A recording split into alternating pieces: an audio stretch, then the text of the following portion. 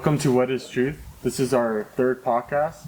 I'm here with Neil Elias and my cousin Victor Baca. We're here to discuss a very interesting topic. We're talking about what are the two dominant philosophies that is affecting our world today, specifically the Western world.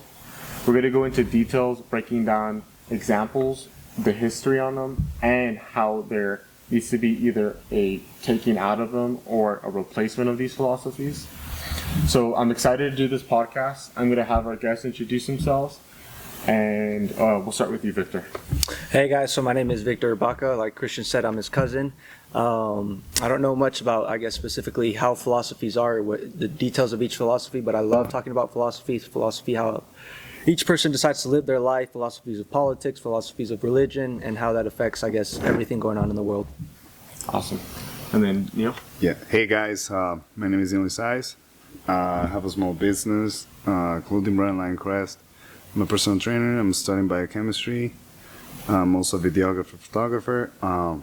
Yeah, that's pretty much it. Okay, awesome. All right, so let's get right into this, guys. So the first thing we're going to go into Real is... quick, that one's not recording. Okay, go ahead. The thing that we're going to go right into is what are the philosophies that are running today? And what are the issues of these philosophies today? So the first one I'm going to explain is Epicurism. Epicurism came through the classics of the Greeks. Came up by Epicurus. The idea of it is that the basic morality function is that anything that gives you good pleasure and anything that brings you pain, you avoid. So anything that is good pleasure and measure, you should do. Anything that gives you pain, you should not do. Good examples of this, which is kind of weird because Epicureanism is a really weird philosophy compared to like Stoicism, Aristotelian, or even Cynicism, is that Epicurians believe in self-sustained pleasure, but in pleasure that doesn't excel, needing to go and do things. So what I mean by that is that if you're happy enough just to be at your home and watch TV, and that gives you pleasure, then that's fine. You don't need to go and find happiness with a wife or something like that. So that's like a basic idea of pleasure in that way. In terms of pain, is that anything that causes you pain doesn't necessarily mean physical pain, but it tends to mean like pain, emotional pain, anxiety, work, stress, and all that. So you should just avoid that. I think it's a very lazy philosophy, personally. There's a lot of writings back in the day where they would just have like orgies, like on grass fields, just with themselves, but not even with a partner. They'd just be masturbating. It was just weird stuff. And other philosophers just thought they were weird. But today, Epicureanism is a very big philosophy, and it's a very exaggerated form of it today, where I do my morality based on whatever makes me feel good, so vanities, and whatever doesn't make me feel bad, responsibilities. Mm-hmm. So I'm going to ask you, Victor, what are some examples you think of, like, of someone who's not wanting to take responsibility? Why do you think people see responsibility as a pain? Well, I think a lot of people see responsibility as a pain because it's, I feel like a big common problem in today's society is victimization. When people victimize themselves, they say, oh, this is happening to me because constantly pointing the finger to something else, saying, oh, it's because of this, it's because of this, it's because of that, never taking any sort of accountability for maybe their actions, even if it wasn't something that they did. It's like when you take ownership of what your life is, that can, essentially give you more control of what your life is, whether it's good or bad, and even whether the circumstance was because of you or not. So going back to what you were saying, Epicurism, it's like, people constantly seek pleasure. Right. And yes, I agree, like, pleasure is awesome, it's great, but in order to get pleasure, you have to have pain. There has to be a balance, and it's like you were mentioning earlier, a perfect example is the gym. If you want to go to the gym, if you want to improve your physique, if you want to get stronger, if you want to get better at whatever it is you're doing, athletics too, big, because I did my master's in exercise science, and been an athlete my whole life. The only way you get better is by training, right? By going through, the rough ends of whatever it is you're doing, whether that be weightlifting, whether that be a specific sport. You have your ups, you have your downs, but right. You're never going to get better at whatever it is you do. Right now, my example is athletics, but whatever you do, you're not going to get better if you don't go through those downs. Because the downs, that pain that we're talking about, is what makes that pleasure. It's what creates that pleasure. So if you have a life that's filled with constant pleasure, well, one, you almost get desensitized to the pleasure because it's like, okay, well, what becomes pleasure at that point? Right. You know, Right. what is pleasure? And two, you lose the feeling of gratitude for the the good moments in life, because all you're seeking is pleasure, and you look at pain as a bad thing, when in reality we learn so much through pain, through conflict, that's what makes us who we are. So it's just, I'm not to say it's like, oh, we should constantly seek out pain, and that's all we should do. No, but a lot of times it is part of the process to seek out pain to become better at whatever it is we're doing, and in the process you become a better person in life. Right. I'm going to touch on a few things that you said there, and it's true. So I think another thing that people have a misconception about pain is like they don't know how to define pain. So if it's pain of losing a job, or if it's pain physically, or if it's pain of a sickness, those are three different types of pain. Yeah. Pain of developing yourself is a different form of pain. It's kind of like I know like when you're hitting like triceps or biceps, right? It hurts, but it feels good at the same time, right? But if I go and break my leg, nothing about that feels good. Yeah, obviously. Right. So avoid. those are two different things. Of course, you're going to avoid that type of pain of damage, physical damage. But the other pain is something that you do have to take up, especially like in the athletics. That's a perfect example of how you take up that pain is to help build up. What that means is that your pain that you're feeling means that you're working and you're building yourself. You're molding your body together. You're progressing. Do you mind if I touch on that real quick? Yeah, go ahead. So what I was going to touch on, what you mentioned, it's like, pain through like physical injuries. No one wants to go through physical injuries. No one wants to get diagnosed with cancer. No one wants to have, a family member die or something like that happen. But sometimes, I'm not saying that it's a good thing, but you become so much more and you learn so much about yourself when you go through pain. For example, I've been through 6 surgeries. I've had 4 knee surgeries and 2 hip surgeries in the past 4 years. And it's changed my life drastically. And I'm not saying this to victimize myself, because there's people that have broken backs. Right. But you know what? What I've learned through that pain, that I was like, I hate this. This is miserable. Why is this happening to me? I can't live a normal life. I can't go play athletics, play basketball, work out, do whatever it is I want to do. But you learn so much about yourself, so much about what we should be grateful for and how much we really have. It's like, yeah, you don't want to seek out that kind of pain, but that same thing, it makes you grow so much more, and it makes you that much better of a person if you look at it in the right way. Because you could also look at it negatively and be like, right. oh, why this, going back to a victim mindset. Become bitter. Exactly. Right. And that can be bad. But yeah, no, it's like, asking yourself, why me? Was this happening to me? All of that. But you're 100% right. At the end of the day, perspective drives your performance. Right. And That's so true. And the other thing too that people have a misconception, it's like, so let's take this in a little biblical terms. People think the idea, God causes me pain. No, life causes us pain. Sin causes us pain. However, you dwelling in that pain is totally up to you.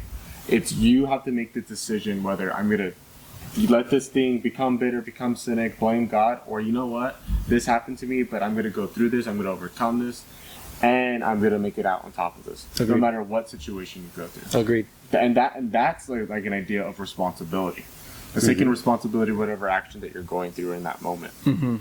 And the other thing too I want to touch on is with Epicurism is that pleasure is the idea of having something that's good. Of course, pleasure is good to an extent, and by a determining factor.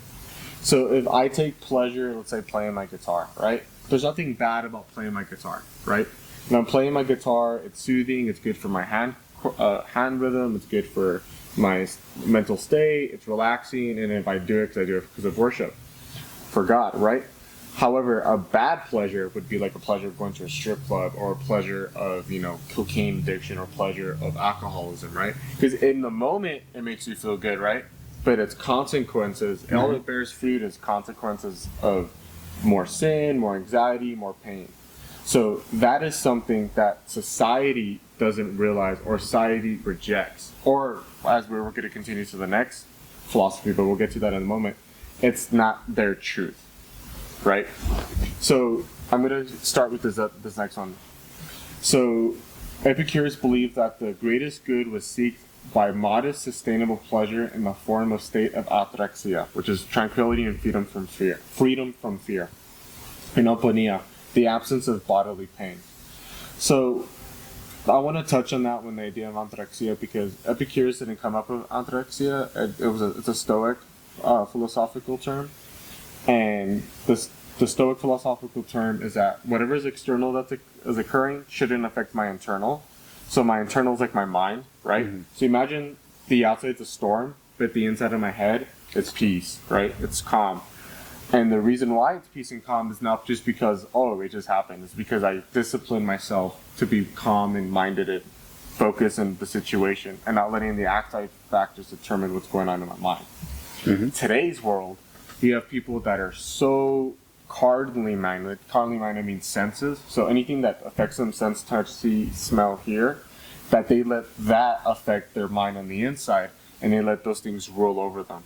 So it could be them getting offended because someone says something. It could be the way someone looks, or it could be even just, like, hey, if you're going to have to work here for, let's say, 40 hours a week, you're going to get paid $15, but if you're faithful over this, you're going to be faithful over a month, you're going to get promoted. And then they complain because they have to do that. They just want the bigger thing, right? So they're not at peace with themselves. So we're going on that. What do you think about people who are obviously not living in an orthorexia mindset, that they're living more in a chaotic mindset when it comes to me? I think it will be like we mentioned, like you guys mentioned before, a victim mentality. Mentally speaking, they're weak. I know this might offend a few people that might be listening to this, but how truly weak are you? How much of immaturity do you have on the inside that you're gonna allow anyone's opinions to actually bother you? Right. Like, that's the main thing. We live in a society that now certain type of words, certain type of behavior, I wouldn't say behavior, but certain type of way to express yourself is not gonna be accepted, and you can get canceled.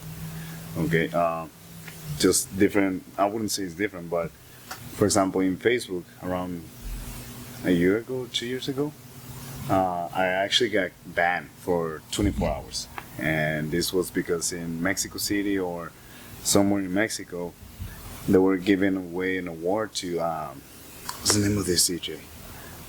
He's a French DJ, David Guetta? David Geta, yeah. David Guetta, for, I guess, a single that he had.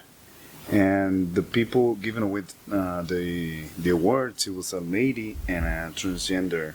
I don't know. I don't know if it was a guy or person. Yeah. Transgender person. Yeah. Yeah, whatever. So he gets the award and everything. They take the pictures. He's shaking the hand of the lady and he's shaking the hand of the transgender person, and the transgender person tries to give him a kiss on the cheek, which is like common, But I wouldn't say he did it out of respect. He just shakes the hand, step back a little bit, then walks away. And everybody started like bashing him, like, "Oh, you're transphobic, you're homophobic, this and that. How dare you do that? Like you don't deserve that reward." Yeah, that's so disrespectful." And well, I mean, you know me, I'm a little bit of a sarcastic guy, I guess. Yeah. And I just commented right there, well, I will try to avoid his mouth knowing what he's done with that. So, yeah, and based on that, I got banned for 24 hours. But the other people attacking David Guetta, calling him transphobic, homophobic, nothing happened to them. Yeah. When they're actually pushing certain type of comments that can jeopardize his career. Yeah. Something that can actually harm him. My comment is not gonna harm this dude or girl, whatever it is that he or she is. Yeah. At all. He doesn't know me, I don't know him. So there's no way that can actually affect him. Yeah. The comments that they're making about the DJ, that can affect his career, Yeah. which they have no proof that he's actually Exactly.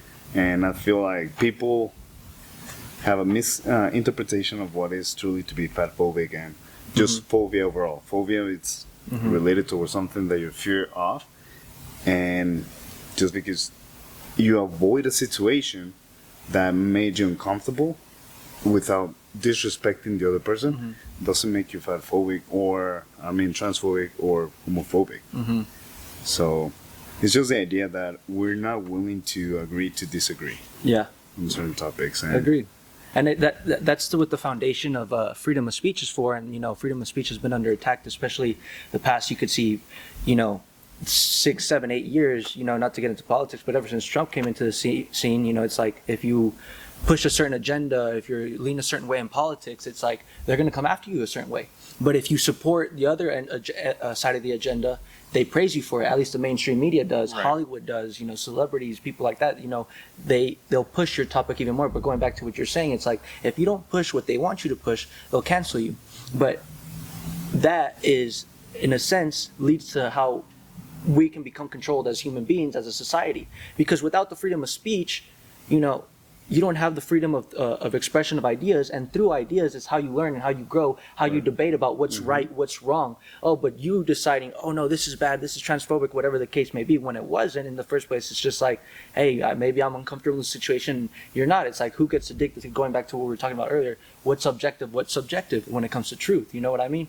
But without the freedom of speech, we can't see what the real truth is, because they're limiting, or no, I'm not saying there, but when you limit certain ideas or certain speeches, whether they be bad or good, let's say if it's completely wrong, well, now that you've seen that it's completely wrong, you know it's wrong. But if you hadn't seen it in the first place, you wouldn't have known that. Yeah, it's been revealed into the light, right? Exactly. It was the darkness that was hidden in the shadow. Now it's been brought to the light, and now you know how to confront it and how to deal with it. And we've seen that in Christianity now, that they're actually just talking about puberty blockers and stuff like that. You see a lot of more Christians trying to make sense to other people, like, hey, you should probably not be doing that to a kid. Like, I mean, he's a kid of God, and that you could even argue that as a pleasure idea.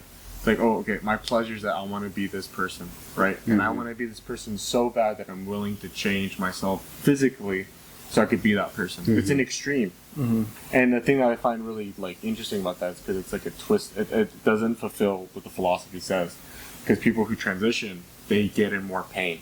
They don't get in more pleasure. They get more anxiety. They get more depression. they get more sensitive, because if you're not willing to call them it, them, they. Oh yeah, because they could switch. They could switch on you in a dime, and you're like, oh crap, I don't know. Not to mention all the side effects. I've had this argument with a couple of people, and it's because I guess people that support and say, oh no, I believe that kids should have the right to transition because it leads to a decrease in suicide rates. Well, one, it's extremely easy to manipulate numbers and statistics. Right.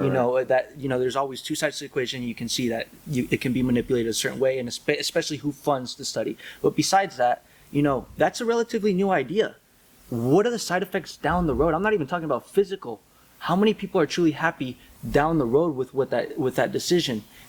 And like I said, now that we talk about the physical side effects, how does that change your body, and how is that going to affect you physically? I'm not even talking about mentally. Maybe it'll help you. Maybe you'll be happier like that. But as a kid, I personally don't think you're too young to make that decision. At 18, if you want to do that, that's your problem. If you want to do that, that's your right. I don't have a problem with that.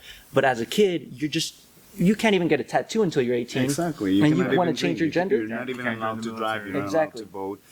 I mean, you're not even allowed to go watch a movie with an adult before you're 18. If it's PG-13, you have to be Exactly. You have to be like 15, So 13, 16. you're capable enough to know that you want to be a girl when you're 7, but you're not capable enough to go to a movie to watch a horror movie. Exactly.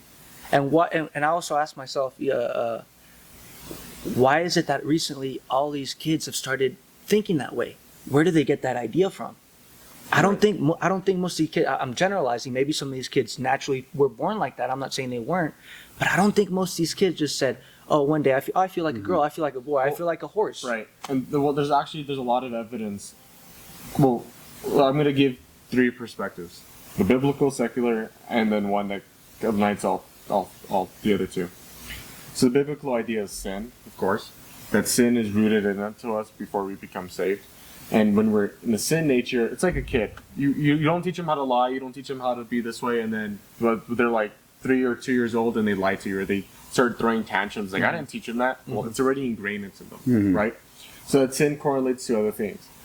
And just because you feel something doesn't necessarily mean that it's right. Because the other thing too, like emotions, feelings lie to us. If everyone acted on their emotions like on a whim, most people do, but let's say like 100% without thinking rationally, we'd be all at each other's throats. There'd be murder. There'd be chaos. There'd be all this stuff. So you have to understand one thing, that emotions and feelings have to be filtered by the rational brain.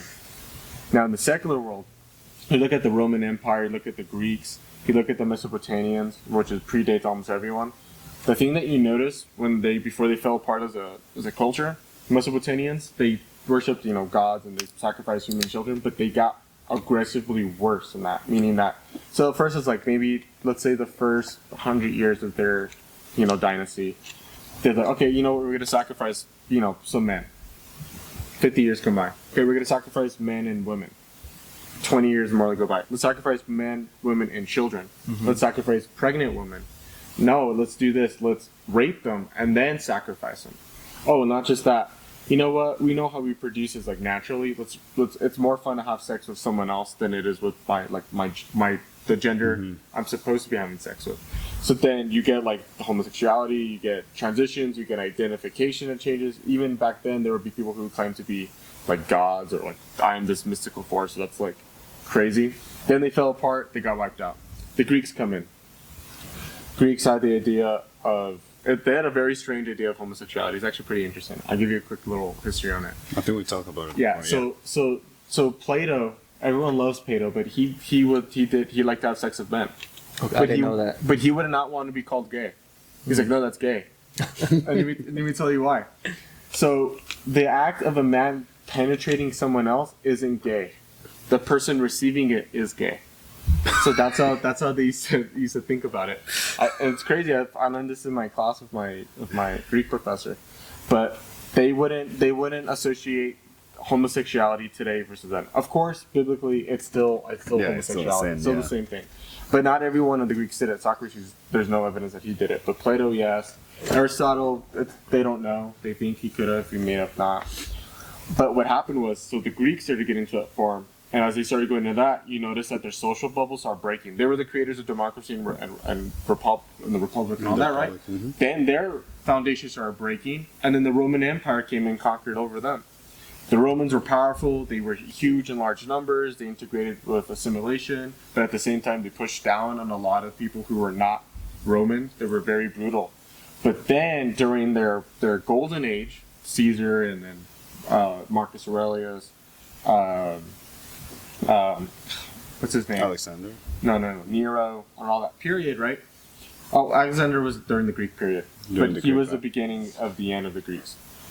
The Greeks started saying, like, you know what? They had more orgies. They had more ideas because that's when they started getting rid of objective truth and became more subjective, and they became more about pleasure and pain. Mm-hmm. And they got lazy in their laws and their regulations and moral standard that you had families breaking apart. So Cohesion, imagine you had a royal line, right? Produces kid, wife marries him, produces more children, right? Mm-hmm. But imagine... Now it's male. They can't produce a royal heir. Mm-hmm. So either they have to adopt or they continue. But here's the problem. The ones who are together, they don't want to adopt. There's only a few instances of them who adopted. Marcus Aurelius, the guy who adopted him, he was that way, but he had a cut. He even says in Meditations, when you read the beginning of it, he writes like a love letter to him. He said, I'm so grateful for everything you've done and helped me for, and I'm grateful that you would abstain yourself from having pleasure with men. He was like telling him, thank you for like 8 years, stop having sex with men to help me, raise me up to be a good leader. Wow. Because that mentality, cohesion, doesn't build masculinity or idea of strength and cohesion. It separates, it dissimulates. And then now, so that's secular, now at the Christian perspective, as sin rules and conquers, it separates. Like in Latin, Satan's known as El Diablo Escara, which is like the idea of the devil who scatters. So what he wants to do is a society that's cohesive. He wants to break it apart so that it's easier to destroy it in little segments. Mm-hmm. When it's built up together, like a church, it's harder to attack it because there's so many people. Like if I found out that you and him, or let's say Neil was doing something wrong, right? Like, hey man, you notice that Neil's doing something wrong. So you and me would go talk to him. Hey man, you need to knock that off. Mm-hmm. Boom. He puts him right back on the path. Mm-hmm. But if we're separated, he's going to get worse and worse and worse because no one's helping him in the situation. Mm-hmm. And then let's say he gets fully corrupted and then he comes to me and then I get fully corrupted and then I go to you and then we're all at odds with each other. Yeah. So that's the historical context. So the Roman Empire falls apart because of that. After the Roman Empire falls apart, you have countless examples of it continuing. An empire grows big, becomes very Hellenistic. Hellenistic tends to have a lot of pagan ideas and pleasure, and it starts destroying upon itself. And then when it dissipates, then something else comes together. The only issue is that every time it happens, greater evils come out of it. That's how you got Mao, Hitler, examples more modern, Kim Jong-un, where he controls a whole society that worships him as a god, and just they can't get out. Stalin, that's a good one too. You have all these examples, right, that kill more people than people in the past have done. So it just aggregates more. So anyway, let me just kind of condense this. Yeah, come to a conclusion. Not like more into this area. So I'm gonna say three verses, and then I want your guys' ideas on it related today, like how you would apply it today. So an idea of love too, because let's talk about love right now. What is real love? Love of pleasure or love that's self-sacrificing? So there's two different ideas of love: agape and philo. Those are the Greek words. Okay. So 1 Peter 4:8 says, "Above all, keep loving one another earnestly, since love covers a multitude of sins." Colossians 3:5 says, "Put to death, therefore, what is earthly in you: sexual immorality, impurity, passions, evil desires, and covetousness, which is idolatry." Galatians 5:17, "For the desires of the flesh are against the spirit, and the desires of the spirit are against the flesh. For these are opposed to each other to keep you from doing the things you want to do." Okay, so I'm going to break down the first one. So love is something that agape love or God kind of love is a love that prevents the other from wanting to commit more evil or harm. Right? It's a love of my other, not the love of myself. A love of pleasure where it only benefits me. Selfishness is a love that I think is benefiting me, but in reality it's separating me from my community, and it's causing me to have tensions with anyone I come in contact with. So that could be a brother, that could be a friend, that could be a stranger. So based on that, and then I talked about sexual immorality, it kind of goes into that because, I mean, love isn't just having sex. I mean, love is sex is a form of love, but the way people transaction with it today, it's not love. Yeah, no. And then Galatians, when it talks about the flesh, so the flesh is always going to work on things that are pleasure and sin, and then the spirit's going to work on whatever's good. So what I would say, and you could argue most of the conservative movement, because most of the conservative movement happens to be Christian, Catholic, or Jewish, even some Muslims are in there, mixed up in there too, is that they're trying to find for moral justice, right? Versus everyone else is all about pleasure and Hellenistic ideas. Yeah. So now the question goes to you. I'm going to go with Victor first. What do you think love is defined today in this world, and what do you think real love should be? Ooh, that's a tough question. You know, what is love defined in this world? I think it goes back to what we've been talking about, and it goes back to the selfish version of what people look at love as. It's like, oh, love is something that is going to benefit me, help me, and I'm generalizing again for the most part, but it's going to benefit me, going to help me, and it's only going to do me good. Like, I guess for a good example, and it's, I think something that most of society struggles with is sex, like we were talking about. You know, people, and I know I've struggled with it. It's like people like to have sex with a bunch of different partners, but that's not true love. Right. You know, it's like, and with that, it helps you. It, you know, pushes you further away from finding true love because it almost desensitizes you to what true love is. Right. Because true love is more than just about yourself. It's about caring for someone else also. Right. I feel like, so I guess going back to answer your question, it's a hard question, but off the top of my head, I would have to say the world's version of love is definitely a selfish version where, oh, it's only about me, me, me. While true love, in my eyes, is something more, whether you're religious or not, it's kind of like a biblical standard. It's not just about me, it's about helping others, and it's about having a greater purpose in this world and having more of a divine purpose. And it's going back to what you were saying, you know, what makes up the Christian, I mean, not the Christian movement, the conservative movement's usually Christians and people that are religious and have those moral standards. And a lot of people say, oh, you know, I don't agree with that, whatever. Well, you don't have to be religious, but at the end of the day, the morals that are brought about from the Bible and from a lot of the religious standards are good morals. Yeah. I'm not saying it's perfect, and you know, I'd lie to you if I say I don't struggle with a lot of the things in the Bible. I'm not, and I'm far from perfect. I'm a sinner at the highest level, but I can definitely say, in my opinion at least, and I think it's fairly easy to see that even if you're not religious, the morals brought about from the Bible and from religion, from like I guess Christian religion, since we're talking on that page. Geo-judicial. Yes, yeah, exactly. is beneficial towards society and beneficial and what can help us thrive. When you start drifting away from that more and more, and as we see it today, you start to collapse as a society and you start to be more at odds with each other. Again, I'm not saying it's perfect, but you can definitely see it's like these morals do a lot of good for not just the person, but for society as a whole, and can, if you drift away from them, they can do a lot of bad. Right. Thomas Aquinas, St. Augustine, and Spurgeon, these are theological Christian thinkers back in the day of the church. They said that the love that we're supposed to have is willing the good of the other. The longest end is willing the good of the other towards salvation, so they get saved, and then you continuously will the good for them. In the Greek, the love that I say that I'm seeing today is erios, the Greek word of like just straight sex, pleasure, type of screw you mentality. I'm here to have a party, right? It's all about me. Versus the agape love is unconditional love that's undeserved for the other person, but then it's given freely to that person. And that's the love that transforms. I mean, the Bible says the love, it's not judgment that leads people to repentance. It's the love of God, the agape kind of love that leads men into repentance, right? But go ahead and respond to Victor. Yeah, just real fast. It is actually a really hard question to do because there's multiple ways to answer it. Either it is subjectively or subjectively. Subjectively, most of the time, it's like what feels right.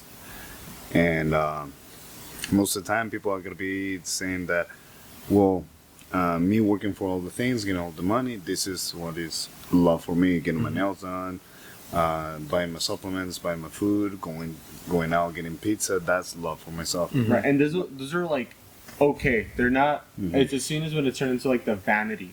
Yeah, once you start getting more into like obsession, you want to, it's really hard to explain it. Like a good example would be like, okay, if it's like eating, it's like, oh, it's okay to eat a pizza. But if you're like gluttoning and eating pizza all day and you're hurting your health, you were doing it. That's not healthy. That's not healthy. If you're someone, it doesn't have to be a woman, but also guys, where they work too much in their vanity, they're looking at themselves too much in the mirror, they're posting too many selfies, they're just bragging about their physique and this and that, blah blah blah, pride, ego. Yeah. That's for them, that's love. But at the end of the day, what is true about it is that that's a different type of sin. And the only way I can define love is the way Jesus Christ loved us. We talked about on the previous podcast how he asked Pedro, "Do you love me?" Right. It's like, yeah, I mean, like a brother. Right. And he asks Peter again, "Do you love me, Peter?" He says, "Yes, I love you, Lord." But he says it philo. So what we were going over is last podcast we had with Pastor David, John chapter 21, where I'm sure you've heard of the story.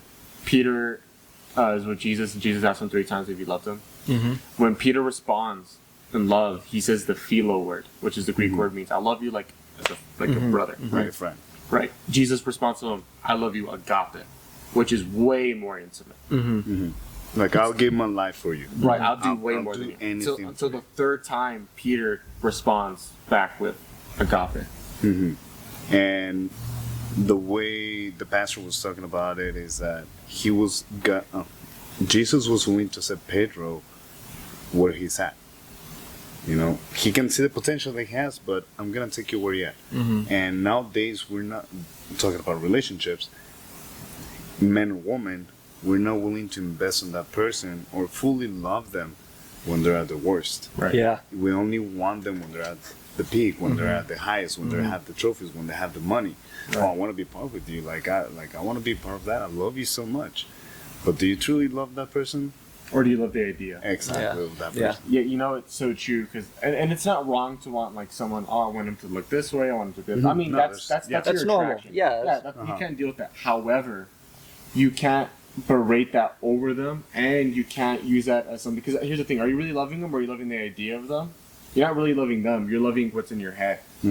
And the other thing too is that love is self-sacrificing, and the thing is like, okay, I'm going to sacrifice my ego to help you out, and as we come together, you build up together, and that's like an issue. Let's we could tie this into like marriage, and then we'll go into postmodernism. So marriage is really taking like, oh, marriage is not fun. It's pain. Don't do it. However, live together, have sex all the time. That's fun. That's pleasure. It's easy not to be committed. That has caused so much issues in our society. I mean, there's no evidence that supports marriages, and it's true because 1970s to today, people that have been living in marriages before, so living together or having sex outside of marriage, has created homes with no fathers. So you have a lot of families that are not raising up good kids. They're becoming more criminal. The next thing is that sexual STDs are more flourishing because more contact. Accountability of responsibility of children. People are having sex with people who have no business having kids. They could be criminals. They could be people who are lazy. They could have all these other things. And recently, in this last 20 years, they did a test like, well, what if you have, what if you've been dating for a while and then you have, you move in together before marriage just to see if everything works out. And like, it sounds like a good idea, right? And they said like, well, you don't buy a car, you first test it, right? Like you go for a test drive. Well, here's the thing. Your partner is not a car. They're a person, first of all. And the evidence doesn't support that. People who live together before marriage and then get married have a higher divorce rate than people who just marry first. Wow, I didn't know that. And the reason why is because their relationship before wasn't how do you say it? Sacramental? Whatever. It's this word. I'll just define it. The idea of that it's not a ability of me. We're gonna do this together and we're gonna do it right. Commitment, like you said. Commitment, right? Ability. And also a preconditioned thought of when they were living together, their mind was thinking, man, what if I leave this relationship? What if I already have what I want? I don't really care what he likes. They get married, they're thinking about that more constantly, psychologically. Versus when they're married, it's like, well, I know I made a promise I'm going to be with this person. I'm going to take care of him. The wife says that to her husband. The husband's like, you know what? I promised that I would take care of her. I should provide for her. And you know what? This is how it's going to be. And I'm going to work for this for our commitment. Versus beforehand, even Jordan Peterson's talked about this. He said it's so dumb, the idea of people having relationships and moving in together beforehand. It's so rare exceptions that they work out. And he says it's offensive to the other person because it's like saying this, yeah, I'll move in with you, we'll have a good time together, but if anything comes along the line that's better than you, I have a reason to get out. And you have the same thing to do to me. So if I find a more attractive partner, I could get out of this. And then all the thing we had is nothing. Vice versa. And you're also demeaning the other person that way. Because the main reason why people want to move in together is not necessarily like, oh, I want to wake up in the morning with them every day. I want to do this. I mean, those are like the real reasons, like the pleasure idea. You're able to have sex with someone in the morning. You're able to have sex with them at night. There's responsibilities. No responsibilities. Your family's not involved because you guys are not married. The government's not involved. Which, I mean, I'm not necessarily against the government being involved. I prefer just the church. But, I mean, we live with where church and government being involved. Or responsibilities from the other family members is like, oh, you better take care of my daughter. Sometimes they don't even know. Like, some parents, they have no idea. Versus it's taking responsibility, and taking that responsibility builds up discipline and maturity in individuals. That's why all the baby boomers were all hard workers. They realize that I'm going to take care of this family. I don't care what the situation is, but I'm going to take responsibility, raise up my families the best as I can, provide for my wife, have my families under good morals, and do well. Versus today, it's all about myself. I get to have sex. I don't care if I have kids. She gets pregnant. I make her get an abortion. I move on to the next thing. That's interesting. I had never thought about it like that, and I'd never heard about that either. But it does make sense. I can't say I could agree completely, but the more I think about it, you make a lot of good points. I think a lot of times people do also go into, definitely for the sex too, but I think people move in together because it's like, I want to grow with this person. But a lot of times, and again, I'm generalizing, but a lot of times they lack that commitment. And they say, well, I'll have a way out if it doesn't work. Oh, well, you know what, if I end up finding a better person, or if they end up finding a better person, or you know what, if this relationship just doesn't work out, I can go find something else. Compared to if you make that commitment firsthand, it's like, no, I've made a commitment to this person. Right. She's made a commitment to me. I've made a commitment to her.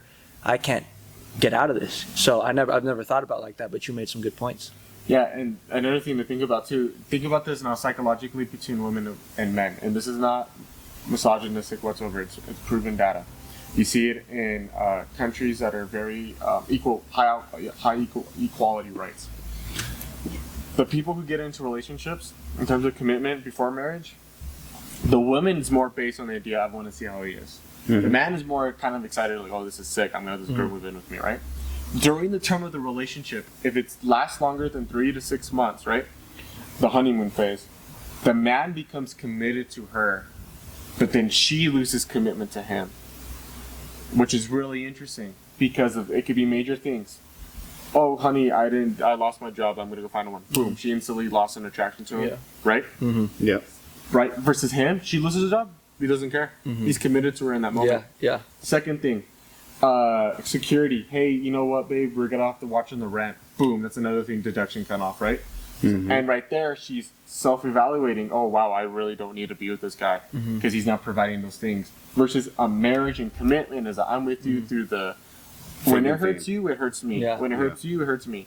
When there's no marriage commitment, it doesn't hurt me because it does. And to be honest, it doesn't really because you can just get out of it. And the people argue, "Oh, that's a good thing." That's a terrible thing because that's just you're just operating on selfishness. You're not operating in a relationship. And the last thing thought on that is that the other thing that makes a relationship so good, going into where we're going into postmodernism, is that people make contracts between each other. But here's the thing: in the Bible, it says this too, and other religious work too. But I'm going to use the Bible because to me, it's the truth. You cannot trust another man fully. Everyone's gonna mess up. Everyone's gonna No one's fail, perfect. right? Yeah. So you make that commitment. You have to go. You're gonna have to put your hopes in it, but you don't put your hope in man. But when you make that commitment before God, right, the objective truth itself, right, you're held to a higher standard and degree to fulfill that because you know that no matter what happens, I'm holding. Whenever I mess up, I'm not messing up towards her. I'm messing up towards God. Yeah, you made them a commitment under God. Right, and you want to change from that. So now let's go into what is postmodernism. I'm gonna explain it a little bit, and then I'm gonna not talk for a little bit. I want you guys to discuss it. Because I know you guys are gonna love this one. So postmodernism is a recent philosophical idea from the 1900s and going on today. The idea is that if anyone claims there's no objective truth, everything is subjective. Every person's opinion, idea, conversation, debate is subjective. Religions are subjective.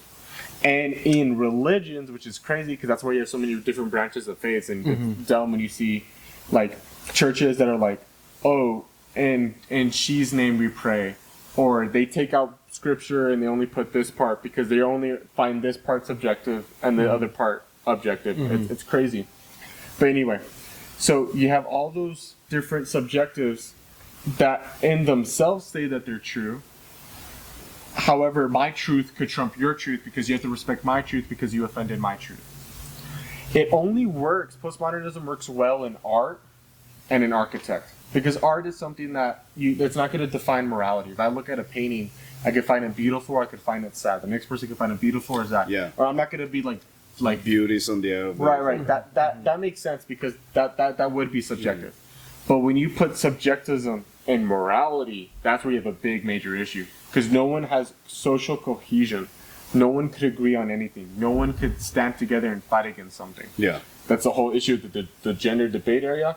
Conservatives, on that side, Christians, all that, we have an objective truth. God said that he made us man and woman, right? That's how it is. Boom, that's how it is. And science proves that. Chromosomes prove that. Other side, no. We are everything and we're always true in everything. And here's the crazy thing too, because they're like, oh, we're atheists, we don't believe in God.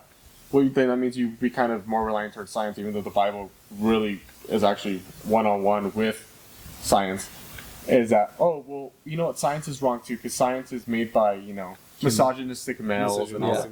Yeah. Even though it's like, I could literally pull your DNA and see it here. It's like, well, that's subjective. It's what? This is a matter of fact. It's physical. I could physically feel it. It's not something I can't see. It's like right there. Yeah. Your 23rd chromosome is Y and X, right. So neo-Marxists now control Western universities. So this is going into the college debate. So I want to see your guys' perspective on this. And in the social science faculties. From this, that there is no reason to consider anyone's interpretation to be more valid than any other. The end result, then, is overarching and radical relativism and skepticism. My opinion is truth. I'm a cat, dog, plane, etc. And if you don't reaffirm it, then you're a bigot.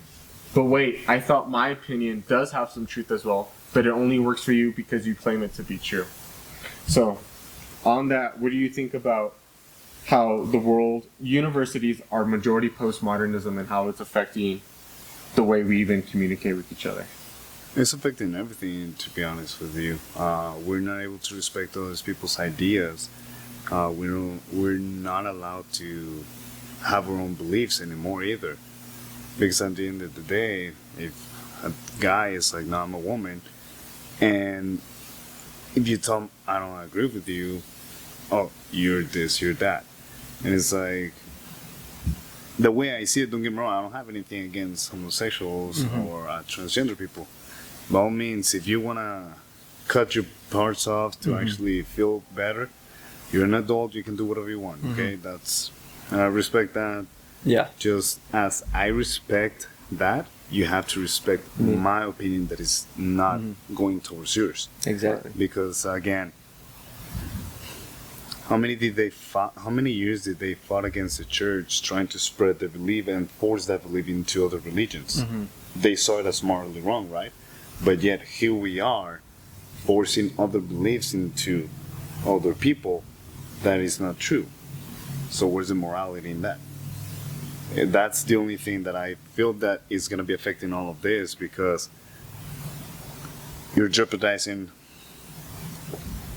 what is objective, what is the actual truth. At the end of the day, like we said,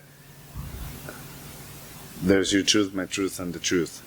You can say that your truth is that you feel better as a woman. I can tell you, you know what, you're not a woman, you're actually a dude. And at the end of the day, the truth is like, yeah, you're not a woman, but if that makes you happy, like, go ahead. Go do your own thing. Just don't jeopardize me, and I'm not going to try to jeopardize you. Okay? I'm going to correct you, whether you like it or not, because 2 plus 2 is 4, and just because you feel 2 plus 2 is 5, I mean, that's fine. If you believe that, go ahead, but you're wrong. Okay? Right. I'll say this. People who want to, I'm going to call it sin. People who want to live in sin, you live in sin. I said my part. But if you try to persuade me to tell me that that dog is a bird and it's a freaking dog, don't even talk with me. Don't even mess with. Like that's just idiotic. And that's the thing that we do. We leave those people alone. I don't see why is it that they feel attacked or threatened when they are the ones attacking. They're the ones doing the attacking everyone for the else. most part. They're the one canceling. They're the one actually calling you misogynist, fatphobic, transphobic, homophobic, all of this, and it's like. And they get very aggressive sometimes. They don't put it on the mainstream media, but a lot of these people get very aggressive. They threaten. They become very threatening, and they say, "Oh no, it's the people that are transphobic that are bad." But in reality, we're the ones that are minding our own business. Going back to what you guys are saying, it's like, look, I don't care if you identify as a plain bird, boy, girl, whatever. I really don't. If that's what makes you feel happy at the end of the day, you'll do you. But the second you try pushing it on me, and that's what they do everywhere. You see it on the media. You see it in politics. Movies. You see it in movies. Oh my gosh. College is where I think it's where it's at its Music, worst. and that's what I was going to say. College. I just graduated from my master's, and in my span of 4 to 6 years from my undergrad to my master's, I saw them pushing it more and more and more and more. It's like the agenda just kept on ramping up, and they say, oh, it's in the name of inclusivity, in the name of equality, this and that, and it's like, look, that's fine if you want to identify as whatever you want to identify as. It's like, I really have no problem with that. But the second you start pushing it onto me and saying, I have to call you a certain way or I have to believe a certain way, no, I'm going to cross the line. And I've gotten in plenty of arguments with it because it's like, I'm going to stand up for what I believe in at the end of the day. It's like, so what, I can go up to you and say, no, I identify as your king. And you have to abide to me because I identify as your king. I identify as a millionaire, so I'm going to go to the bank and they have to give me millions of dollars because I identify as a millionaire. No, it doesn't work like that. That's not the objective truth. So it's like, oh, there's, I don't know what it is now, but it's like, oh, there's 178 genders now. It's like, look, if you want to live in that fantasy or, if you want to truly believe that and that's what you want to live by and if it makes you feel better, more power to you. But the second you start pushing onto me, the second you start pushing onto kids, the second you start pushing onto everything else, I'm going to cross that line. I mean, I'm going to stand up for myself and I'm going to say, look, you've crossed the line. I don't have to abide by what you believe and by your fantasy because then, going back to what we were talking about, what's truth? just because you said that's true, well, my subjective truth is different, when in reality, the objective truth is on our side. And I'm not trying to make it an argument, because it's like, I'm not trying to attack you. It doesn't even need to be an argument. It doesn't need to be an argument, exactly. But it's Oh. like the objective truth is on our side. It's like there's only XX or XY chromosomes. You're either male or female. And if you have some sort of dysmorphia, you know, personally, I think that there's a lot of more going on. Like there's more of a root issue, that they're depressed, or these people lack, you know, some sort, they want to fit into society, so they try and grip onto something. That's what they grip onto. But I also believe that there's some people that are naturally born like that. I don't know. Yeah, obviously. You have your cases, you have that 1% of the population who actually have that type of disease, which is totally normal. Some people are actually born with 2 X chromosomes and a Y. Yeah. One Y. Oh, yeah. The micro penises. Right? Not only that, like, it's, there's even cases where like people shemale. are born. Right, that's what I mean. But I'm not even talking about they have both sexual organs. However, one is fully developed, the other one's like inside of that, stuff like that. So it's kind of on the, but we're going to an extreme, which that's totally. I mean, that's if they need the operation and all that, that's totally fine. But we're talking about those people who don't, like you mentioned, they want to fit in, and me personally, I've never been a person to try, and I've never able to consent to that mentality or able to adopt it, or I guess I'm not willing to understand it. Why is it that you're trying to fit in? Why is it so important for you to be accepted by others? Why can't you just accept yourself? If you think that you're a woman, that's fine. Dress up like a woman. Do woman things. That's fine. Be happy for yourself. Do not allow anyone else to tell you, oh my God, I'm so happy for you. You know what? He's happy for me. I should be happy for myself. No. Yeah. I was going to say something. And, or if it's like, okay, he's happy for me, but there's some person over there, they're not happy for it, they go like ballistic on that one person. And it's like this said, I think, what's his name? He plays Batman. Christian Bale. He actually talked about it. If you have a problem with me, text me. If you don't have my phone number, you don't know me well enough to have a problem. Yeah, exactly. And this type of mentality, I believe it should be what they push in high schools, what they push in middle school. College, I truly don't think so, because probably just a little bit of orientation, because you're an adult. You should know what to do. You should know. Yeah. Unfortunately, not to be mean towards all you young adults. Human stupidity is evolving at a faster rate. It's crazy, but none of us are perfect. You know, we all make mistakes. We all have our flaws and everything. But, you know, going back to what we were talking about, it's like there's a small percent of the population, 1% or less, that are born with some sort of mental dysmorphia or actual physical dysmorphia. Right. But why are the rates so much higher than that 1%? Why do we see so many people coming out as, transitioning this and that, or even to an extreme thinking that they're an animal or something? Because it's being pushed onto us. And that's exactly going back to what we were saying. No, that's where we cross the line. We're not going to let it be pushed onto us. But again, it goes back to what we were talking about earlier. If you don't accept it, you get canceled, especially if you have some sort of status in society. It's like you have to push it. If you're an athlete and you don't go by their rules, they're going to cancel you. You'll get fined or something. I think it happened in hockey where one of the athletes was saying that he didn't want to wear the rainbow colors on the numbers because he's a Christian. He's like, that goes against my religion. Yeah. And I guess they were going to fine him. And I think, don't quote me on this, I might be mistaken on this. I think he was going to throw a lawsuit against the NHL, because that's actually going against his First Amendment right, which is freedom of belief. It's kind of like you telling a Muslim woman, the ones that cover the face, hey, take that off. Yeah. That's offensive. Right. You're offending me exactly. Like, you can't do that. Yeah. Like, just as you want to be representing pride, that's fine. Go for it. I mean, if you want to do it, like, I respect that. I truly do. Okay? Because it's really hard to take those steps. Why? Because, like we mentioned, people have the idea of fitting in, so people do care about the things that other people think. The only ones that I think that you should care about their opinion, your mom, your dad, maybe your siblings, and especially your loved one. Okay? That's it. Probably a handful of people. And that goes to, I mean, this goes into a little bit of another topic, but just to touch on it, I think that's another big problem. And I know that's something I've struggled with, especially when I was younger. It's like we care too much about what other people think of us. We want other people's approval, when in reality, at the end of the day, it's like we don't need other people's approval. It's about ourselves. And like Neil was saying, maybe a select few, like our family, and maybe a select few others. But at the end of the day, it's about having pride in ourselves and being, us caring, not necessarily letting the external dictate what we feel about our internal. Right. But a lot of times it's like people let the external dictate their internal instead of it being vice versa. I'm not saying that there aren't things that happen.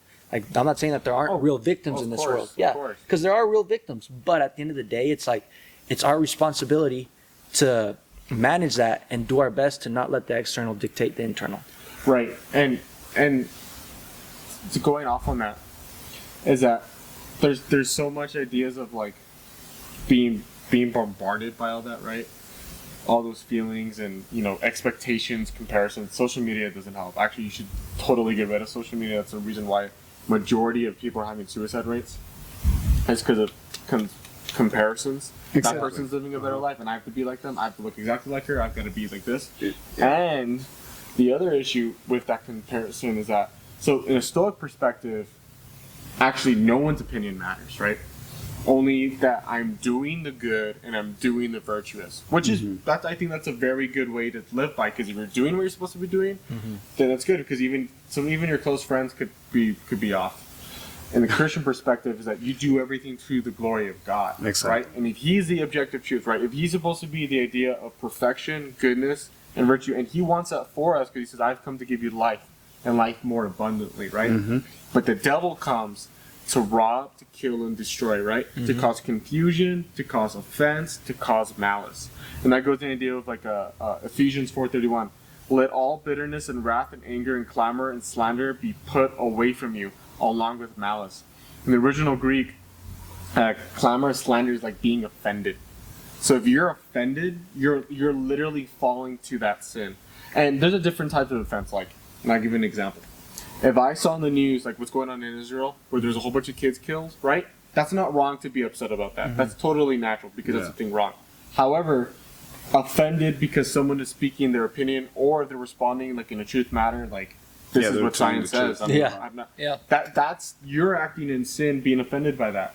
You're acting in selfishness, not listening to it. And then another one that's really interesting, why I think it's so hard to have conversations with people in universities, people who live certain lifestyles and that. And Solomon, King Solomon, he wrote the book of Proverbs. He's actually, in philosophy, he's considered the oldest philosophical thinker because his books. Who's this again? Solomon, King Solomon. His books predate over 4,000 years old. That's like during the Egyptian period. He has philosophy in there that's from the Egyptian period, right? So he has that all the way from there. He writes in Proverbs 18:19, "A brother offended is harder to win than a strong city, and contentions are like the bars of a castle." So this is super philosophically deep and Christian deep. So when he means by brother, he means like you're like in the United States, my fellow citizen, right? If they're offended, it is harder to show them the truth than it is to fight and capture a city. That's how hard it is to win. That's why we've been seeing debates where a person could be boom, boom, boom, boom, boom, and then the other person's all like, you know what? What you're saying is true. I got him wrong. Instead, they go into overdrive. They just... It's just bias is a strong thing. Oh, yeah. And then the other thing, too, and the contentions are like the bars of the castle.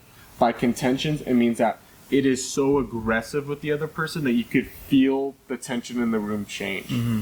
And, I mean, this is from Solomon. He was, biblically, he was known as the wisest man to ever live, right?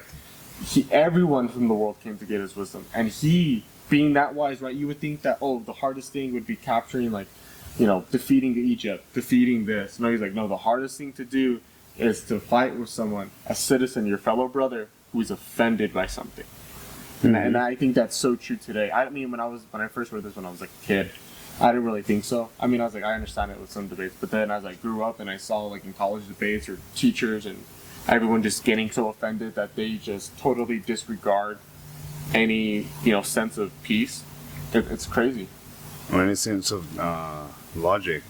And just two things real quick. One, like you said about social media.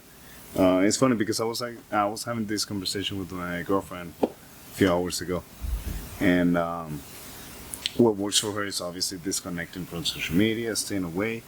And she was asking me, "Do you ever do that? Is it normal for you to do that too?"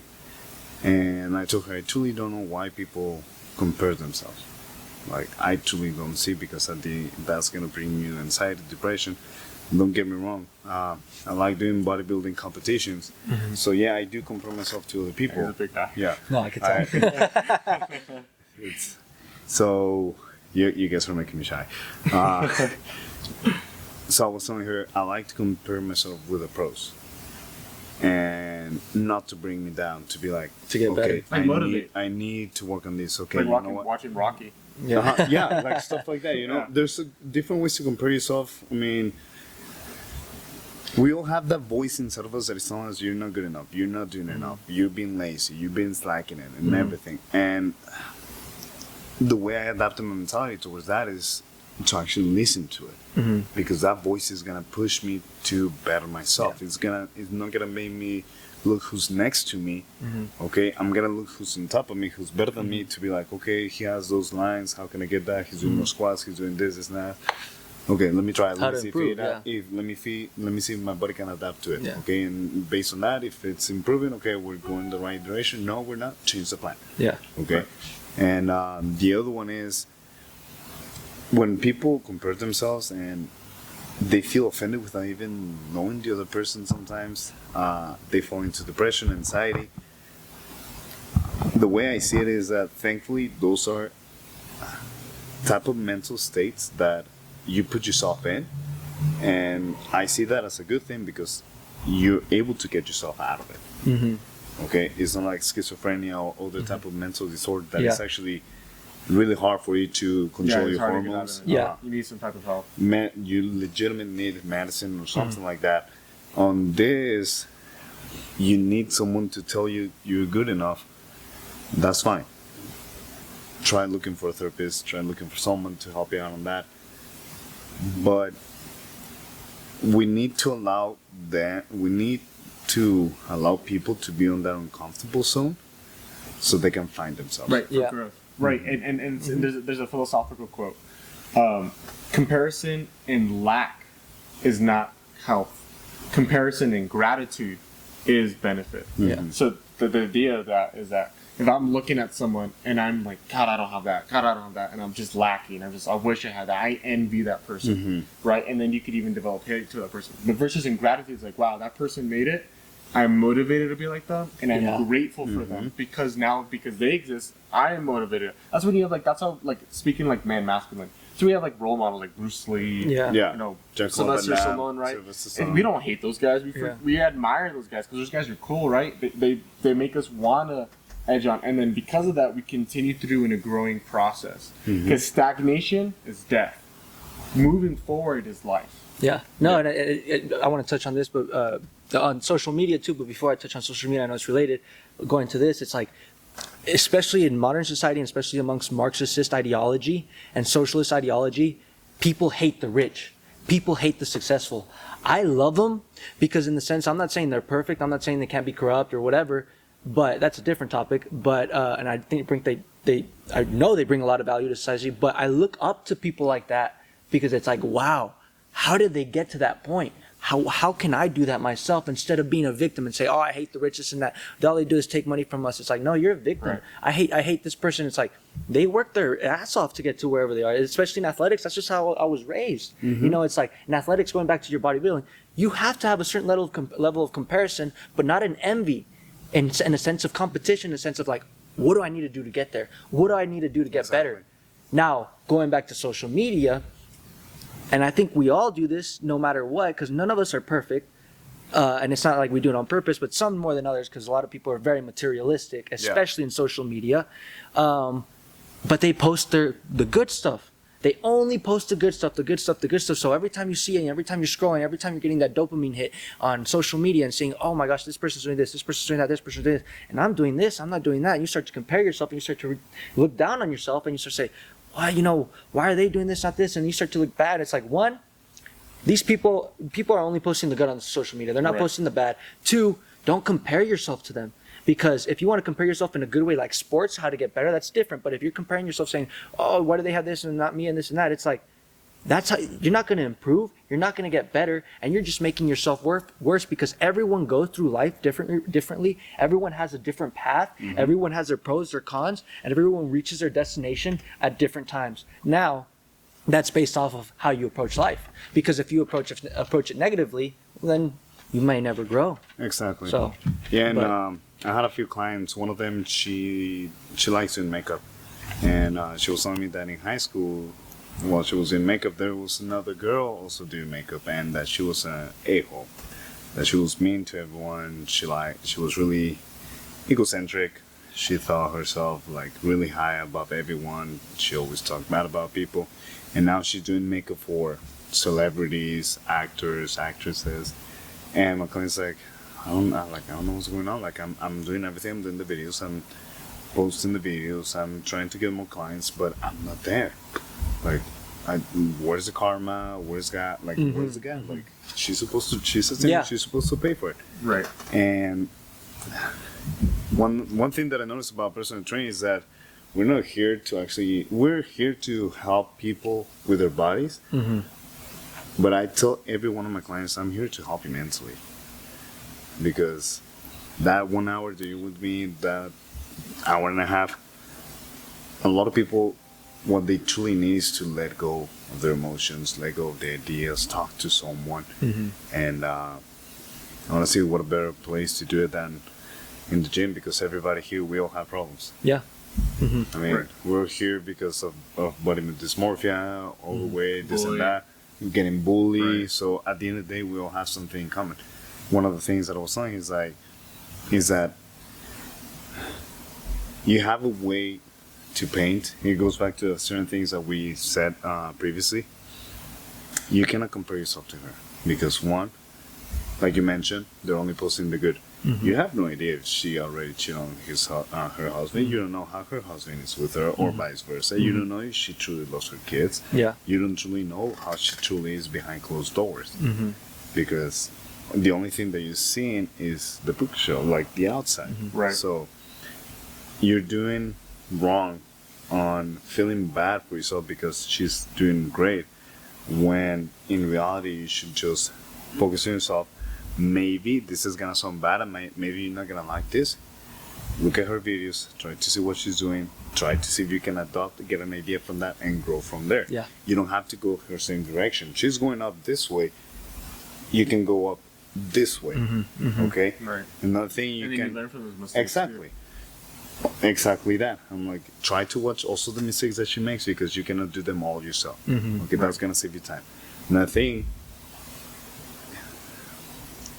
for example, we all know Leonardo da Vinci, the paintings that he has. We all know Van Gogh as well.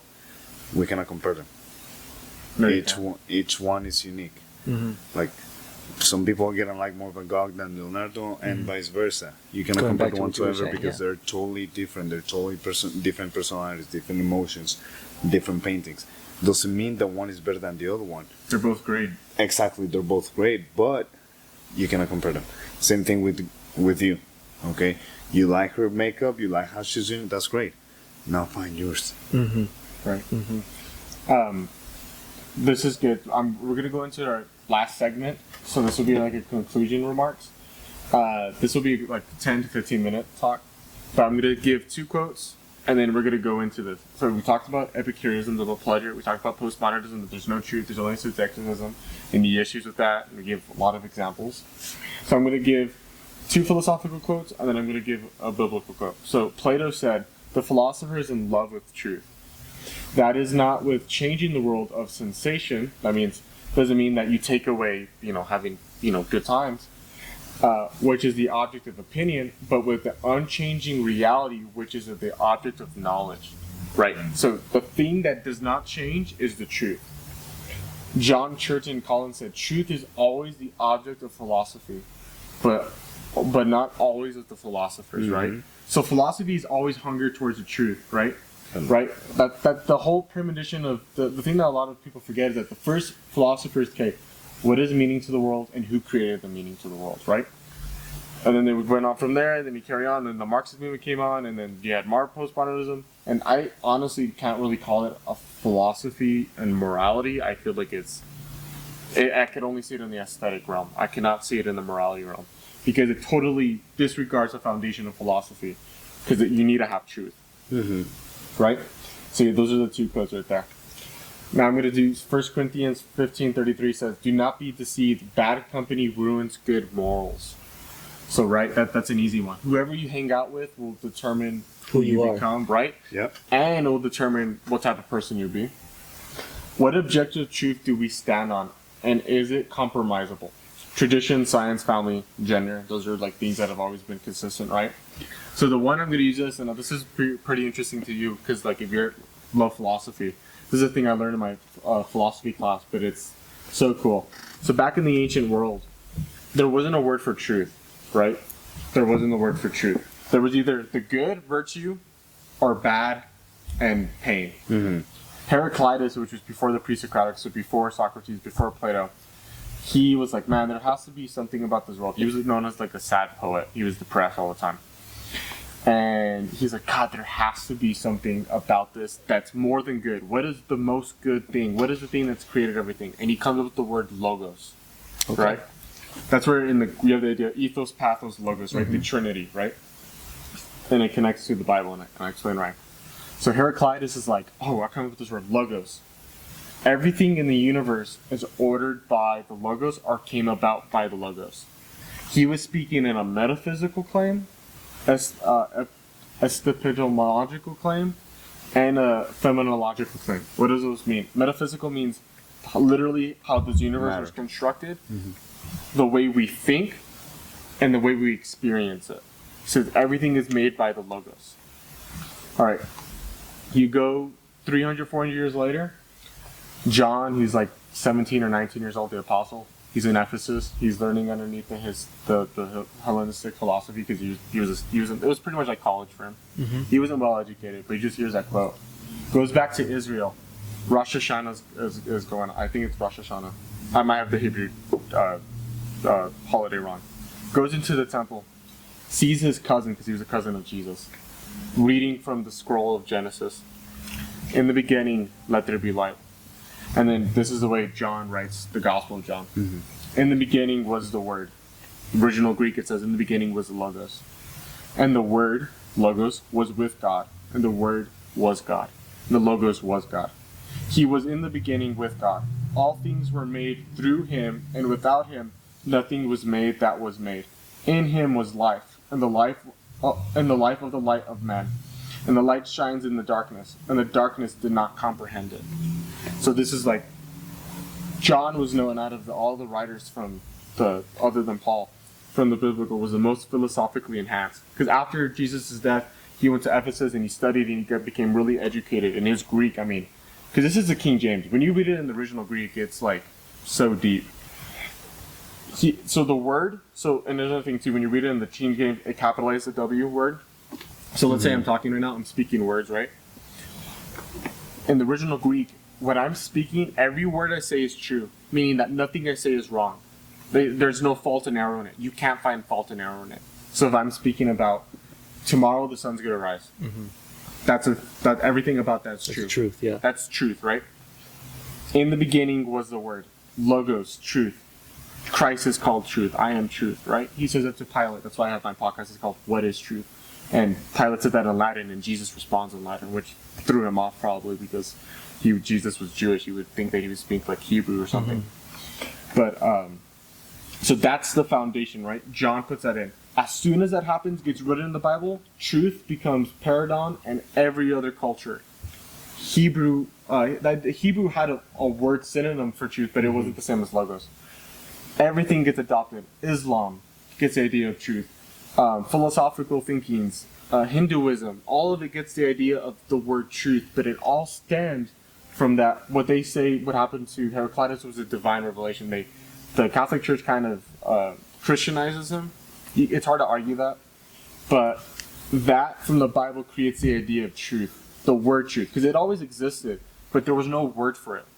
Now that we have the word for it and we can identify what truth is, and it's the logos, now we see in how it's so important for today.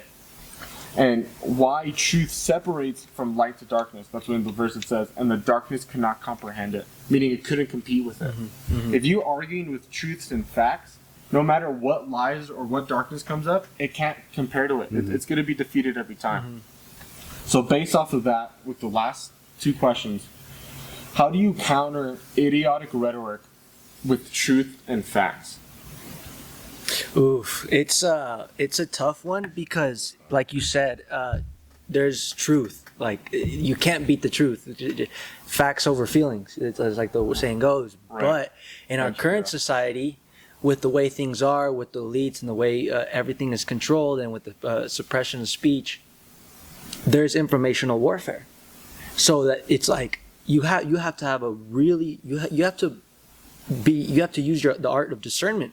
And you have to look at all sides of the equation, because with the informational warfare that's going on, they're trying to manipulate you into what is the truth and what's not. Right. They'll Like try to what's right. change what the books have already been said. Exactly. But not just that. It's like they say, oh, like the news will say this happened, but they forget to mention a certain facet of what happened, or they outright lie sometimes, and they tweak little things to manipulate you into whatever their agenda may be. Right. And it's like, okay, so how do you beat that kind of rhetoric? And it's extremely hard. Going back to who said with the quote, it's harder to Solomon. It's harder to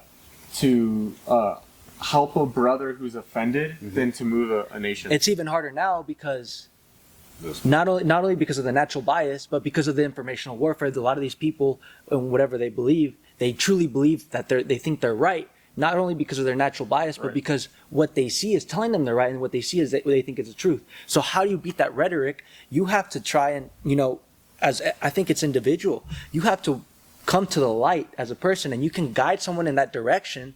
But at the end of the day, they have to accept it. They have to accept it.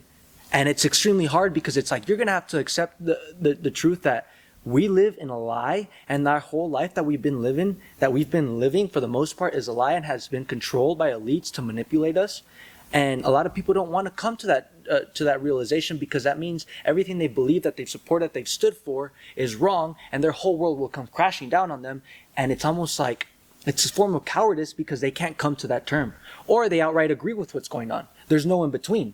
It's like you outright agree with Marxism or you don't. So it's like, again, so going back to the root question, how do you combat that? It's like, there's no one sure way of combating that, but you can guide someone in that direction. But at the end of the day, what you have to do is you have to look at all sides of an equation, left, right, middle, north, south, whatever, and make your own decision as unbiased as possible. But you have to look at everything and then make the decision from there. Yeah. And if you can't find the truth from there, it's either because you've completely been brainwashed, or you're in just complete denial. Yeah, complete denial, complete brainwash, or you agree with whatever it is that they're pushing on you. And again, this goes beyond politics, and it's like it goes, okay, for example, like the gender. There's only two genders. There's only two sexes, male, female. It's like anything out of that is what you want to believe, but that's not truth. But they believe it's the truth because they've been corrupted to believe that, and they don't want to believe it differently. So it's like they refuse to see the other side of the equation. That's just a simple example, but that's extremely hard. How do you do that? Again, I know I'm repeating myself, but you have to try and guide someone towards the light.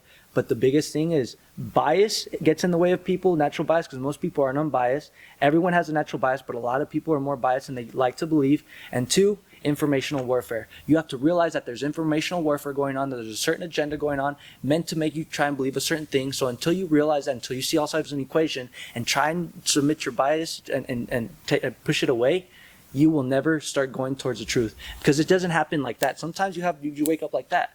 Sometimes you don't. And it's just, it's a hard thing. It just takes something. And I want to say three things, and then you'll respond to that. Yeah, go for it. The Bible says you have to be kind-hearted, but as wise as vipers. Yeah. So, like, that's a super cool thing. Like, it's crazy that the Bible says you have to be as wise as a viper. It doesn't mean you act as a viper, you're just wise.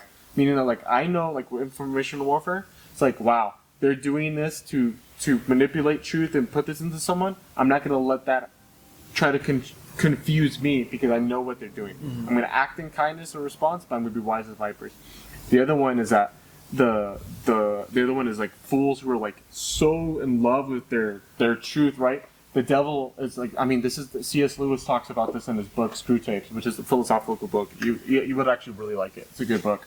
It's really short. It's only about like 50 pages.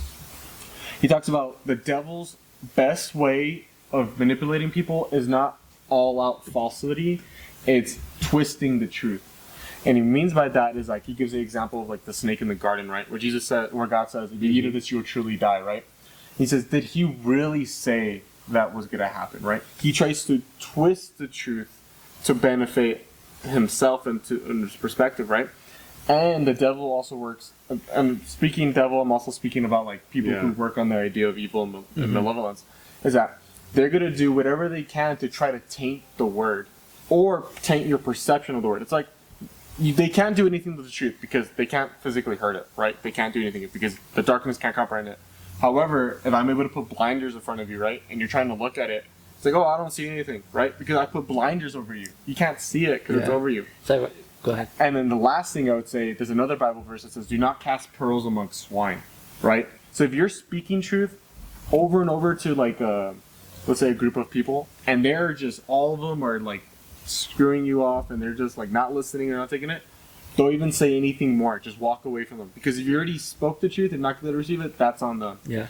It's different though if there's like, 10 and then 5 of them are listening, only speak to that 5, ignore the other 5. But go ahead, Neil. Yeah. You mind if I say something real quick? Yeah, go ahead. What I was gonna say, it's like, it's funny because it's like a lot of times people say, and I've literally had some people say, it's like, I just don't see it. Like, I just don't see it, like what's going on. And because I tell people, it's like, it's never been easier to see about the agenda going on and what's at play to keep us manipulated and just affect us. And sometimes, and literally, I've had a decent amount of people say, I just don't see it. And it's like you said, a blindfold has been put in front of them. But Right. It happens. It's actually funny because Little R. what was it? I think it was yesterday or 2 days ago. Do you guys know who Patrick Bet Davis is? yeah, Yeah. So I love his content. He's really yeah, good. I really love it too. Shout out to you, man. Hopefully one day I'll be in your podcast. It'd be great to have him check us out. I know, right? He had a guy. It was a guy on the Lincoln Project that got canceled, something like that. Oh, the most recent interview? Yeah, one of the Yeah. most recent one. And he's calling Trump. He was saying that Patrick was saying that he liked Trump because of this, and that, the policies, the economy. And the guy is like, you really like what he said about killing someone? It was someone in the office. I forgot the name of the politician he was talking about. And Patrick is like, what are you talking about? Yeah, he actually tweeted that he but he would like to see this person dead. Like a threat. Like a threat or something like that.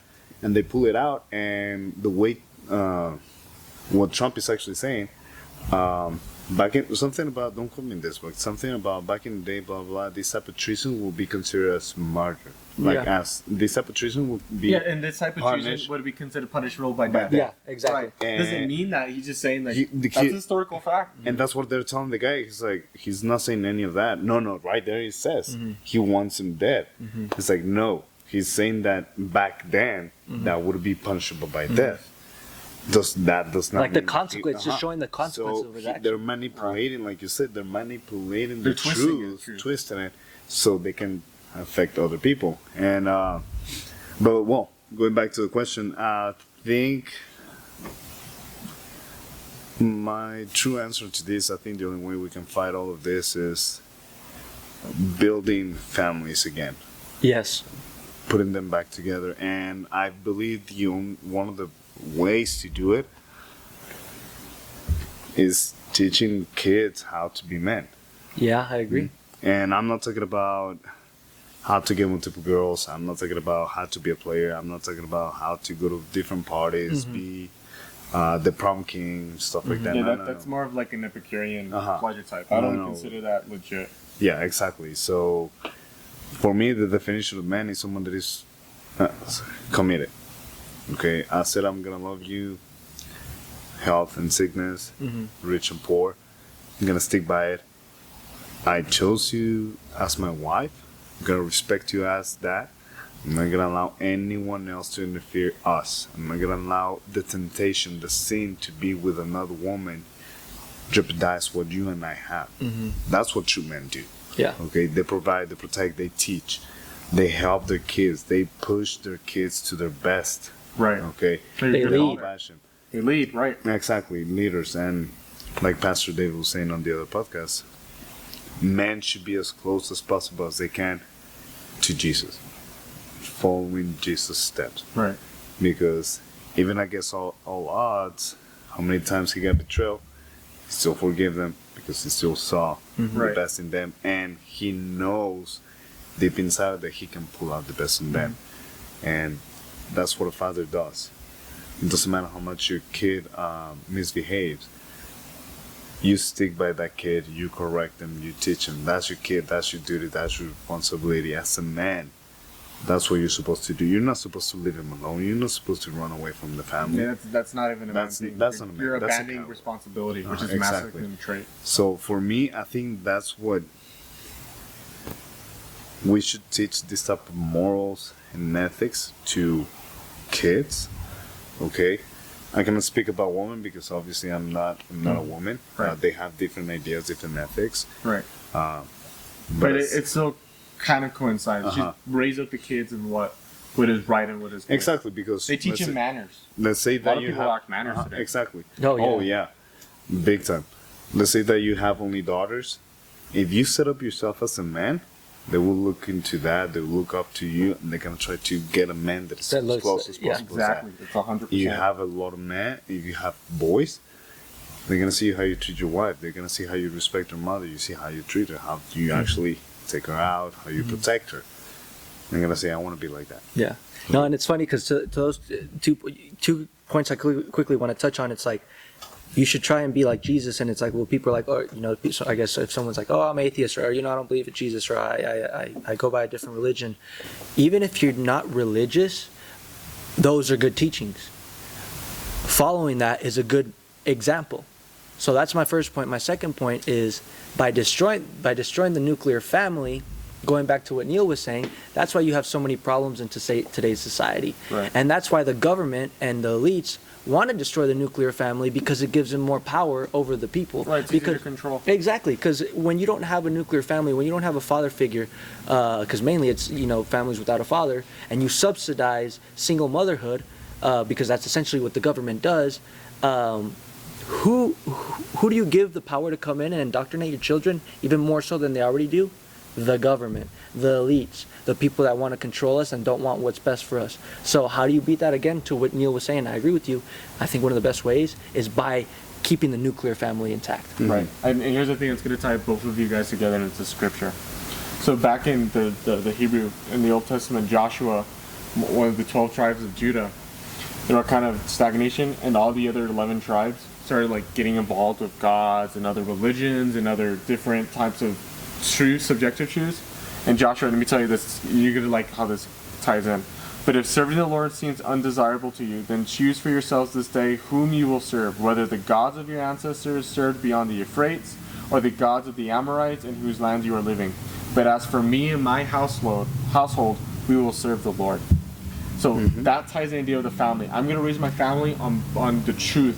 What is morality? What is the thing that could hold us together, that's going to continue building my family continue? Because I'm going to raise a generation that knows what's right, that has sanity.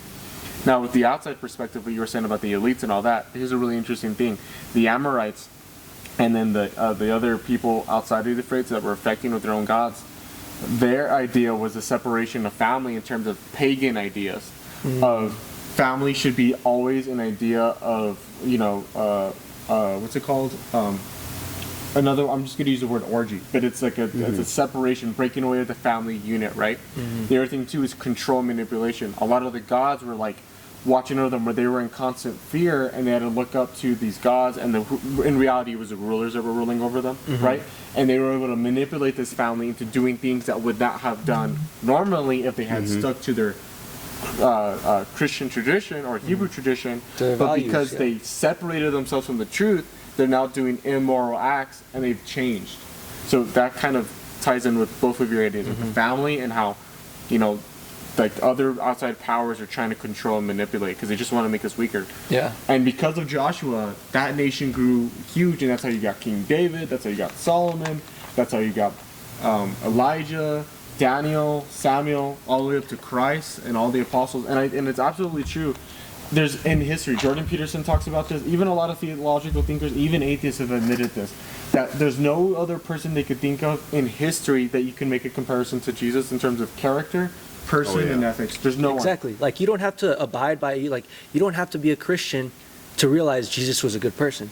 Yeah, and the Great idea, person. right? And then the idea is that there's no one in history that compares to him. There's no other examples. You have similarities, but Jesus. Here's the thing.